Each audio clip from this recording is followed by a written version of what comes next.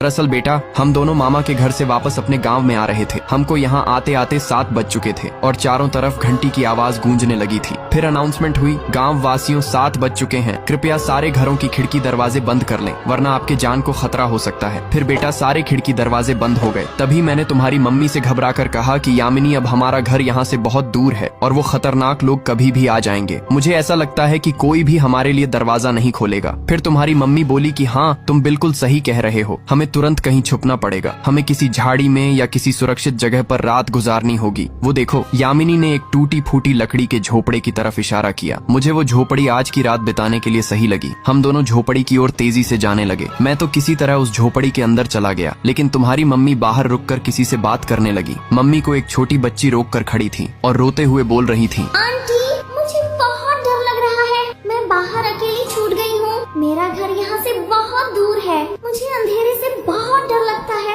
और वो लोग अब आ भी सकते हैं। कृपया मुझे अपने साथ उस झोपड़ी में ले लो।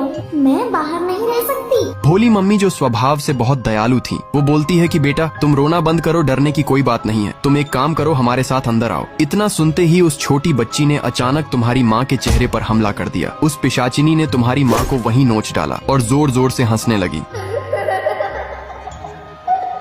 मैंने चिल्लाया, यामिनी। फिर वो भयानक लड़की मेरे पास झोपड़ी के दरवाजे पर आकर मुझसे बोली, आओ ना अंकल, बाहर हम दोनों साथ में खेलते हैं। बाहर बड़ा मजा आएगा, हम बहुत खेलेंगे। आओ ना, क्यों डर गए? बाहर निकलो ना। अरे आना बाहर।